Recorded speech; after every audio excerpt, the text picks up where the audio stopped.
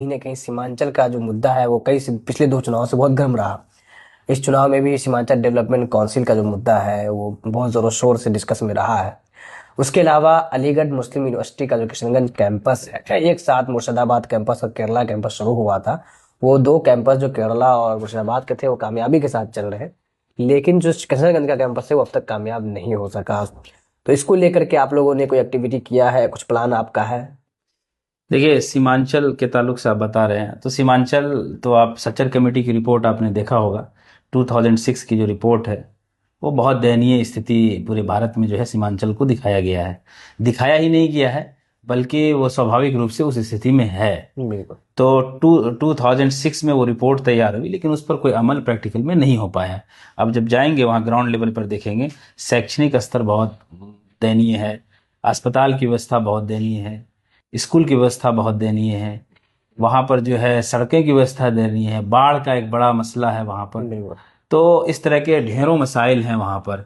और खासकर आप देखेंगे कि पलायन का भी सबसे बड़ा मसला है हमारे ये सीमांचल के एरिया में। आप देखेंगे वहाँ ज़्यादातर जो यूथ हैं, नौजवान हैं, वो क्या करते हैं, 18 साल की उम्र में, 14 साल की उम्र में बहुत सारे लोग जो हैं घर से बाहर निकल जाते हैं कमाने के लिए। तो एक तो लिटरेसी रेट बहुत कम है, और जो लोग पढ़ते हैं, पढ़ने लिखने के बावजूद जो पढ़े लिखे यूथ हैं वो भी वहाँ से जो है माइग्रेट करते हैं। तो इनसे ये बहुत सारे मुद्दे हैं। तो इस पर जो है मैं समझता हूँ कि जिस प्रकार से काम होना चाहिए वहाँ उस इलाके में, सीमांचल में नहीं हो पाया है। तो मैं समझता हूँ कि कोई भी काम जब होता है या कोई भी काम करने की इच्छा शक्ति होती है तो वो लीडर पर डिपेंड करता है। तो लीडर में इच्छा शक्ति की कमी दिखती है। दूसरा सवाल आपका ये है कि सीमांचल में किशनगंज का जो एमयू सेंटर है वो बदहाल व्यवस्था में है। तो क्यों है, ये भी एक सवाल है कि अभी लगातार आप देख रहे हैं कि एनडीए की सरकार बिहार में 20 वर्षों से है।